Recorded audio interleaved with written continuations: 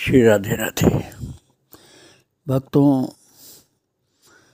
आपको 3 वर्ष पहले मैंने एक महान चरित्र सुनाया था, श्री राधा रमण चरण दास जी महाराज के। श्री राधा रमण चरण दास जी महाराज की चरितावली लगभग 3 वर्ष पहले आपने श्रवण किया था, जिनको बड़े बाबा भी कहा जाता था, जो नवद्वीप धाम में विराजमान थे। और स्मरण कराने के लिए मैं 1-2 घटनाएं आपको बता रहा हूँ। आपको शायद याद आ जाए कि जब वो कीर्तन करते थे और नृत्य करते थे तो उनके पीछे पीछे एक कुतिया उनके चरण रज में लौटती हुई चलती थी। और जब उसने शरीर त्यागा था तो श्वान वैष्णवों का भंडारा उन्होंने करवाया था, जिसमें लाइन से श्वान वैष्णव अर्थात कुत्ता रूप में वैष्णव आए थे, जो बहुत ही डिसिप्लिन से बैठे, प्रसाद पाए और चुपचाप गए। लाइन से आए, लाइन से गए, फिर कहीं मिले नहीं। वो कहाँ गए कुछ मालूम नहीं। उनका चरण धो करके चरणामृत पान किया था उन्होंने। वो नृत्य करते थे बड़े बाबा जब, तो एक वट वृक्ष, विशाल वट वृक्ष, वो भी नृत्य करता था, पूरा वृक्ष झूमता था। और बहुत अद्भुत विलक्षण संत से नित्यानंद जी का आवेश उनके ऊपर रहता था। अब आपको शायद याद आ गया हो, वो जब श्री वृंदावन धाम पधारे थे तो वृंदावन रेलवे स्टेशन के प्लेटफार्म पर इतना लौटे थे रो रो करके, ये कह के कि ये राधा रानी की मोमी है। उनका चरण रज संत लोग लेना चाहे, लेकिन वो रुकते ही नहीं थे, लौटते जाते थे। अब आपको स्मरण आ गया होगा। उन्हीं के शिष्य थे श्री रामदास जी महाराज, जो बचपन में ही इतना सुंदर गा करके सुनाए थे प्रभु का नाम और गुण। उस समय श्री रामदास जी जगत बंधु सुंदर जी महाराज के पास रहा करते थे। वो बड़े बाबा के पास आकर जब गायन किए, इतना प्रिय गायन था कि बड़े बाबा ने उनको बड़े प्यार से छाती से लगा लिया। और बाद में बड़े बाबा के शिष्य हो गए रामदास जी महाराज, जिनका श्रीधाम वृंदावन में भी बड़ा सुमधुर कीर्तन होता था। पूरे दिन चल चल करके, खड़े हो करके, चल चल करके कीर्तन करते थे। बड़ी अद्भुत शक्ति थी। उन्हीं महाराज श्री रामदास जी, जो बड़े बाबा के शिष्य थे, उन्हीं के एक बहुत प्रिय, बहुत अद्भुत, बहुत ज्ञानी, बहुत भक्त शिष्य थे श्री गौरांग दास जी महाराज, जिनका आश्रम आज भी श्री वृंदावन धाम में इस्कॉन मंदिर के निकट में है। वहाँ खूब हरे भरे वृक्ष हैं और कीर्तन होता रहता है। महाराज श्री गौरांग दास जी, जो रामदास बाबा जी के शिष्य थे, उनकी समाधि है वहाँ। उन्हीं गौरांग दास जी महाराज का परम पावन चरित्र मैं आपको सुनाना चाहता हूँ आज से। ये गौरांग दास जी महाराज बंगाल में पैदा हुए थे। इनका जन्म बंग देश के 24 परगना के अंतर्गत चांगड़ी पोता ग्राम है। महाराज, वो जो चांगड़ी पोता ग्राम है, सुभाष चंद्र बोस की जन्मभूमि है, इसलिए सुभाष ग्राम हो उसका नाम हो गया। अब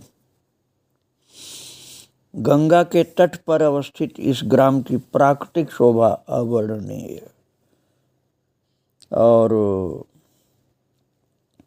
बीच बीच में बने हुए विशाल सरोवर उस ग्राम में और बगीचे उस चांगड़ी पोता जिसको सुभाष ग्राम अब कहा जाता है, उस गांव में सरोवर और बगीचे बहुत सुंदर सुंदर हैं। गांव के केंद्र में एक विशाल भवन है जिसे आज भी लोग विद्याभूषणेर बाड़ी के नाम से पुकारते हैं, और इसके निर्माता श्री द्वारकानाथ विद्याभूषण दाक्षिणात्य ब्राह्मण, उनके वंश के एक प्रसिद्ध जमींदार थे। जमींदार होते हुए भी वे कलकत्ता संस्कृत कॉलेज में प्राध्यापक के रूप में सेवा करते थे, पर लोग उन्हें सोम प्रकाश अखबार के जनप्रिय संपादक के रूप में अधिक जानते थे। वे बड़े प्रतिभा संपन्न और प्रभावशाली व्यक्ति थे। सोनारपुर से चांगड़ी पोता होते हुए डायमंड हार्बर तक रेलवे लाइन उन्हीं के विशेष प्रयास से डाली गई थी। चांगड़ी पोता से 1 मील दूर हरिनाम ग्राम में हाई स्कूल की स्थापना भी उन्होंने की थी। श्री द्वारकानाथ विद्याभूषण के 3 पुत्र थे। द्वारकानाथ विद्याभूषण के विषय में अभी आपको बता रहा था, 2 दाक्षिणात ब्राह्मण के वंश के प्रसिद्ध जमींदार थे, और उन्हीं के 3 पुत्र थे, श्री उपेंद्रनाथ, श्री भूपेंद्रनाथ और श्री निपेंद्रनाथ। इनमें जो बीच वाले थे भूपेंद्रनाथ, वो विशेष प्रतिभाशाली थे।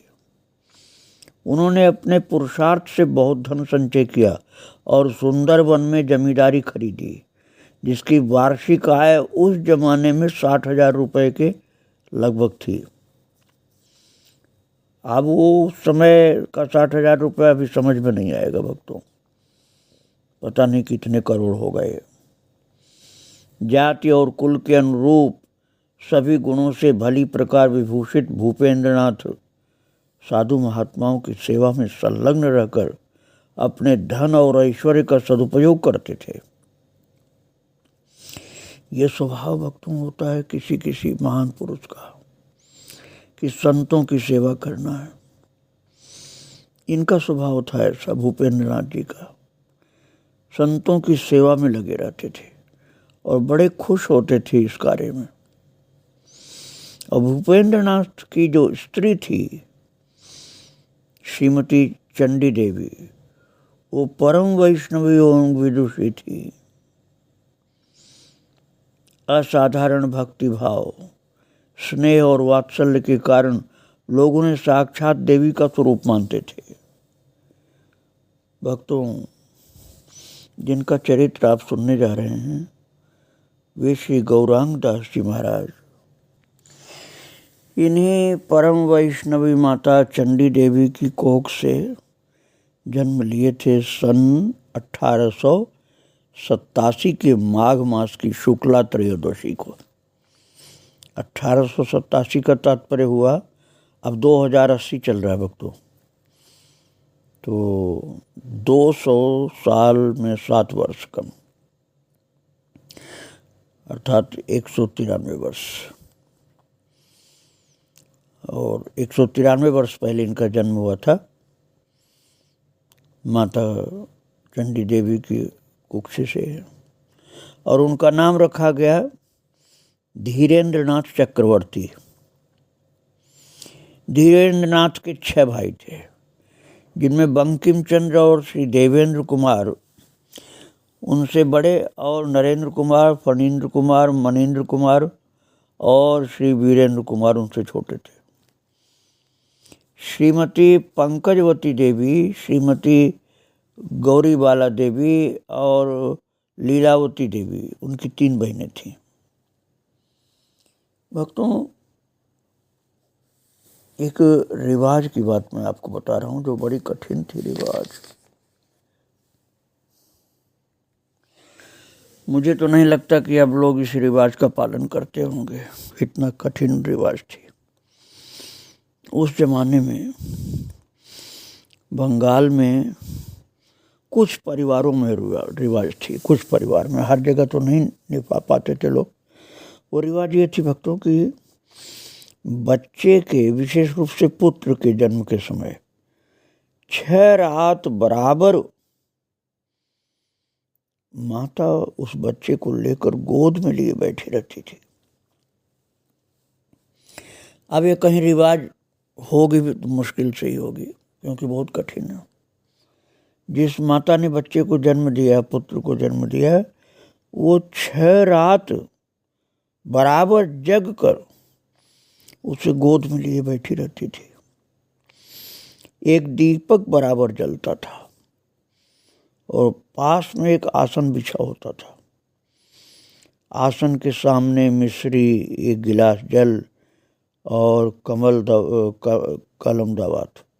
तो अब कलम दावात का ज़माना अब नहीं है, पेन का ज़माना है। यह रखा रहता था और विश्वास किया जाता था कि इसी 6 रात के बीच में किसी रात ब्रह्मा जी आकर के बच्चे के ललाट पर उसके भाग्य की रेखाएं खींच जाते हैं। इसलिए 6 रात वो माता महाराज जगती थी। बहुत कठिन रिवाज थी। धीरेन्द्रनाथ के जन्म के समय भी ऐसा हुआ, पर 6 दिन के भीतर ही दीपक बुझ गया। जो दीपक अखंड जलता था वो बुझ गया और इसको अपशकुन माना गया। माता पिता को बड़ी चिंता हुई और ज्योतिषी से जब जन्म कुंडली बनवाई गई तो उन्होंने कहा शिशु के जीवन में कोई भय नहीं है, पर ये युवावस्था में गृह त्याग कर देगा। अपने भजन के प्रभाव से ये विश्व को आलोकित करेगा। घर का दीपक तो बुझेगा, घर का दीपक बुझेगा, पर विश्व भर में सूर्य और चंद्रमा की तरह से जगमगाता रहेगा। ये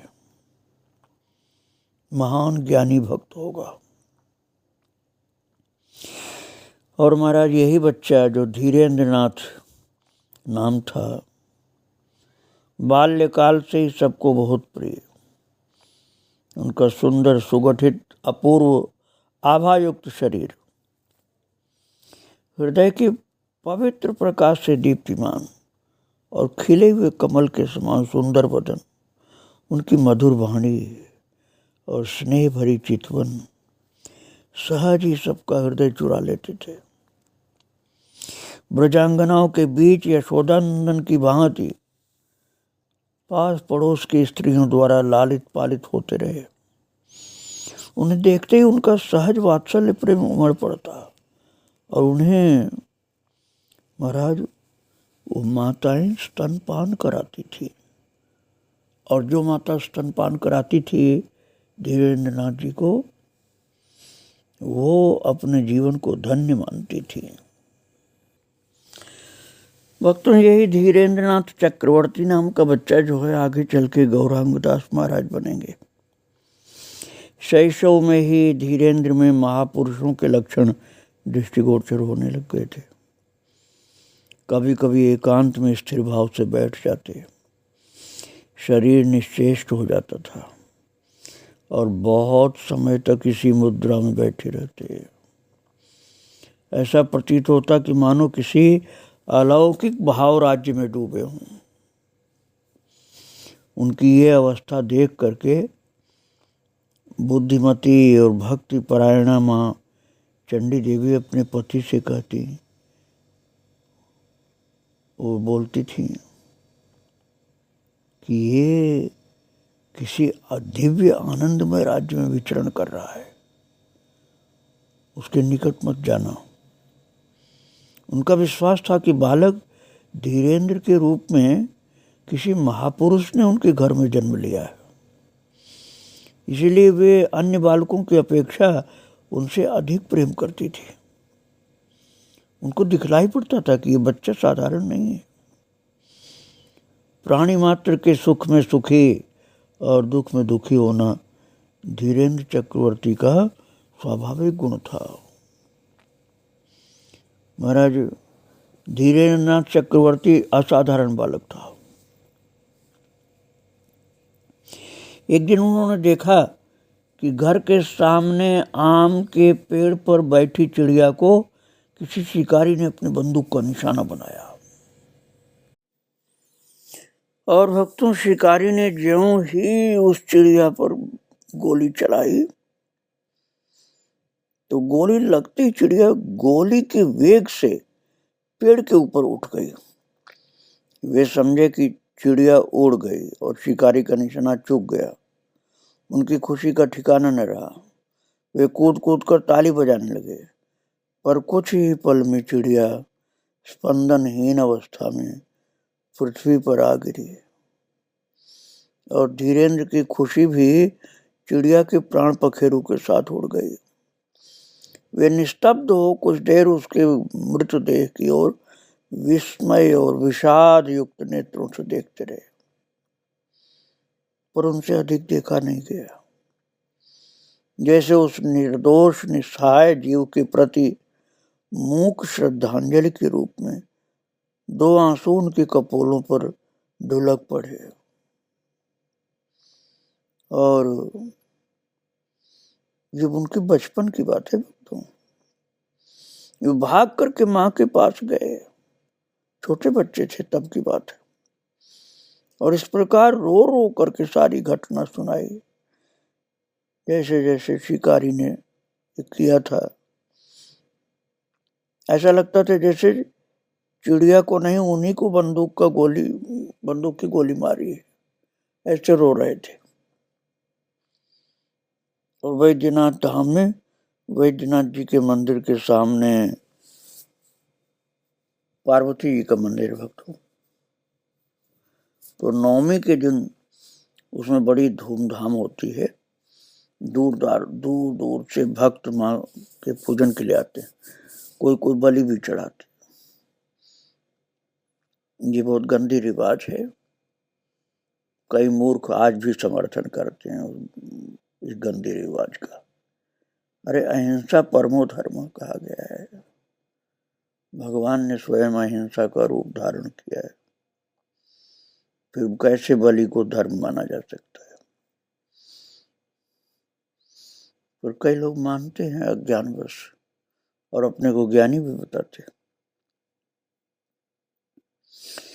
और एक नवमी के दिन धीरेन्द्र माँ के साथ धीरेन्द्रनाथ चक्रवर्ती अपनी माँ के साथ उस मंदिर में गए और उस समय वहां एक बकरे की बलि चढ़ाई जा रही थी। उस दृश्य को देखते ही धीरेन्द्रनाथ बालक जो था मूर्छित होकर भूमि पर गिर पड़ा। पहले तो रोना चालू किया, फिर मूर्छित हो गया, बेहोश हो गया। उसके बाद भी कभी भी नवमी के दिन किसी देवी के मंदिर में नहीं गए। फिर भक्तों, बालक जो धीरेन्द्रनाथ चक्रवर्ती थे, उनके बड़े भाई बंकिम चंद्र की आयु जब 13 साल की थी तो उनका स्वास्थ्य बिगड़ गया और तरह तरह के उपचार करने पर भी कोई लाभ नहीं हुआ। तब उनकी माँ उन्हें वैद्यनाथ धाम को ले गई। उन्होंने वहां 7 दिन तक अनशन रख करके धरना दिया। 7वें दिन शिव जी ने स्वप्न में दर्शन दिए और रोग की औषधि बताई, जिससे बंकिम चंद्र ठीक हो गए। वैद्यनाथ धाम की जलवायु अनुकूल देख श्री भूपेंद्रनाथ वहां एक घर बनवा लिए और वर्ष में 6 महीने वहीं रहने लगे। धीरेन्द्र बाल्यकाल में जितने शांत और धीर थे, चंचल भी थे उसी तरह से, परंतु उनकी चंचलता में एक स्वाभाविक माधुर्य था। एक दिन वे कुछ बालकों के साथ उद्दंडता पूर्व चंचल खेल कह दीजिए, खेलते खेलते अमृत बाजार पत्रिका के प्रसिद्ध संपादक महात्मा शिशिर कुमार घोष के मकान की 4 दीवारी के भीतर जा पहुंचे। और महात्मा शिशिर कुमार घर के भीतर भगवत भजन में तल्लीन थे। बालकों के कोलाहल से उनका ध्यान भंग हुआ और उन्हें ताड़ना देने के लिए बाहर निकले। धीरेन्द्र को बालकों का सरदार जानकर पकड़ लिया और उन पर शासन करने की दृष्टि से क्रोध युक्त नेत्रों से उनकी ओर देखने लगे। और धीरेन्द्र भयभीत होकर बोले, गौर दुहाई, अब ऐसा नहीं करूंगा। महाराज बालक के मुंह से निकले दो अक्षर जो थे ना, गौर दुहाई जो बोले थे, तो गौर शब्द भगवान श्री चैतन्य महाप्रभु का नाम है ना। उस गौर शब्द में या उसके भाव में न जाने क्या मोहिनी थी कि उसके प्रभाव से गौर भक्त महात्मा शिशिर कुमार के क्रुद्ध नेत्र सजल हो आए। वे भरे कंठ से उसे सांत्वना देते और पुचकारते हुए गोदी में उठाकर घर के भीतर ले गए। अति स्नेह पूर्वक गौर के प्रसादी, रसगुल्ले, संदेश, मिठाई ये सब खिला करके उनके सिर पर हाथ फेरते हुए बोले, बेटा तुम मुझे बहुत अच्छे लगते हो, आया करो, मैं तुम्हें गौर का प्रसाद नित्य दिया करूंगा। इस प्रकार से भक्तों महात्मा शिशिर कुमार घोष का वात्सल्य प्रकट हो गया धीरेन्द्र नाथ चक्रवर्ती के लिए, जैसे एक महान पुरुष का आशीर्वाद इस बच्चे को मिलने लगा। और भक्तों एक दिन की बात है, माता जो थी ना चंडी देवी, जिनका बच्चा था ये धीरेन्द्र नाथ, वो माता एकांत में बैठी भगवत चरणारविंद में तल्लीन होकर के हरिनाम जप कर रही थी। और बालक धीरेन्द्र उनकी निश्चेष्ट भावपूर्ण मुद्रा को देख करके कौतूहल पूर्वक बोले, माँ क्या कर रही हो? तो उन्होंने पहले तो इशारे से कहा, फिर धीरे से बोली, नाम जप कर रही हूँ बेटा। तो बच्चे ने कहा, माँ मुझे नाम सिखा दो, मैं भी नाम जप करूँगा। बालक ने बड़े प्रेम से भाव से कहा था भक्तों। तो माँ बालक के नाम में रुचि देख करके बहुत आनंदित हुई। उन्होंने प्यार से उसे गोद में बिठाकर कान में हरिनाम महामंत्र सुना दिया। तो ये कार्य माता ने किया। अब बाद में दीक्षा तो रामदास जी से होगी, महाराज जी से, लेकिन पहले माँ ने नाम सुनाया हरिनाम। और धीरेन्द्र के हृदय में इस प्रकार भक्ति का बीजारोपण हो गया, बचपन में ही हो गया बीजारोपण भक्ति का। और अनुकूल वातावरण के संयोग से ये बीज क्रमशः अंकुरित और पल्लवित हो भक्ति लता के रूप में उत्तरोत्तर बढ़ता गया। भक्तिमती माँ समय समय पर धीरेन्द्र को वैष्णव भक्तों के चरित्र सुनाती थी, भगवान के भक्तों का चरित्र सुनाती माता। और चरित्र सुना करके, प्रभु के भक्तों का चरित्र सुनाकर अपने उपदेशामृत से सींचती रहती थी। चरित्र भी सुनाती थी और माता उपदेश भी करती थी बच्चे के हित के लिए। लेकिन क्या वो जानती थी कि ये लता बढ़कर एक दिन इतना विशाल रूप धारण कर लेगी कि इसका संभालना उनके लिए असंभव हो जाएगा? ये माता को पता नहीं था। वो तो अपना धर्म समझकर बच्चे के कल्याण के लिए ही बड़े प्यार से गोद में बैठा करके कान में हरिनाम का मंत्र सुनाया था, महामंत्र। और उपदेश भी करती थी और भक्त चरित्र भी सुनाती थी। और बच्चे के लिए जैसे कोई संजीवनी बूटी हो, अमृत हो, ऐसे ये भक्त चरितावली और उपदेश काम किया। बच्चे के अंदर अद्भुत भक्ति प्रकट हुई। बच्चा कैसा भी हो, स्कूल तो भेजा ही जाएगा। माँ बाप तो यही करेंगे ना कि स्कूल भेजेंगे छोटे बच्चे को। तो प्रारंभिक शिक्षा उनकी वैद्यनाथ में हुई, वैद्यनाथ धाम जो है। और उन्होंने अपने घर के लोगों और स्कूल के शिक्षकों को अपनी तीक्ष्ण बुद्धि और तीव्र मेधा शक्ति से प्रभावित कर दिया।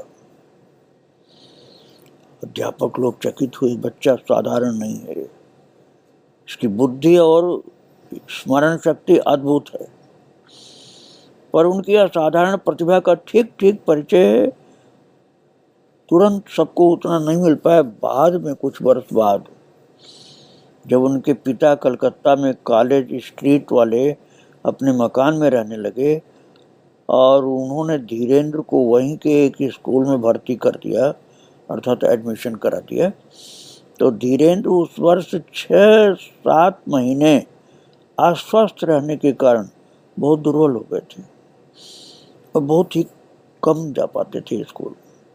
इसलिए उनके पिता ने उस वर्ष स्कूल की परीक्षा में न बैठने के लिए उनसे कहा, पर उन्होंने दृढ़तापूर्वक, धीरेन्द्र ने बड़ी दृढ़तापूर्वक और आत्मविश्वास के साथ कहा, पिताजी आप चिंता न करें, मैं परीक्षा में बैठूंगा और परीक्षा पास कर लूंगा। और धीरेन्द्र ने, जबकि स्वास्थ्य सही नहीं था, बहुत दुबले पतले थे, पिताजी से कहा, आप चिंता मत करिए पिताजी, मैं पास तो होऊंगा ही, बहुत अच्छे नंबर से पास होऊंगा और डबल प्रमोशन लूंगा। हुआ भी ऐसा ही महाराज। धीरेन्द्र ने उस वर्ष एक साथ 2 दर्जा पास कर लिया और सबको आश्चर्यचकित कर दिया। और इस तरह से विद्यालय में उनका नाम हो गया, अध्यापकों की दृष्टि में बहुत महान माने जाने लगे और उन्होंने दिखला दिया, पिताजी की चिंता दूर कर दिया। उन्होंने दिखला दिया कि वो साधारण विद्यार्थी नहीं है। और महाराज यही आगे चल के गौरांग दास बाबा बनते हैं, जो श्री वृंदावन धाम में। आपको एक चीज मैं और याद करा दूं, आपको कुछ दिन पहले गीता जयंती को मैंने सुनाया था एक माता की चरितावली। वो थी गौर दासी, जो ढाका से आई हुई थी श्री वृंदावन धाम। आपको याद आ जाएगा, वही गौरदासी माँ जिनको आखिर में भगवान ने कंधा दिया था और श्री वृंदावन धाम में यमुना जी पर ले जाकर लाल साड़ी शरीर में लपेट करके विसर्जन किया था प्रभु ने यमुना जी में। वही गौरदासी जो थी, उनके गुरुदेव थे गौरांग दास जी, जो उस समय ग्वालियर मंदिर में भागवत कर रहे थे और जिन्होंने कहा था कि बहुत गर्मी पड़ रही है, कपड़ा हटा दे, तेरे खसम को कोई नजर नहीं लगावेगो। अब आपको याद आ गया होगा, उन गौरदास जी के जो गुरुदेव थे वही श्री गौरांग दास जी महाराज थे, जिनकी बचपन की बातें मैं आपको सुना रहा था। आगे का चरित्र फिर आप श्रवण करेंगे। आज उन महान संत पुरुष को प्रणाम करके यहीं विराम दे रहा हूँ। श्री राधे राधे, जय श्री राधे राधे।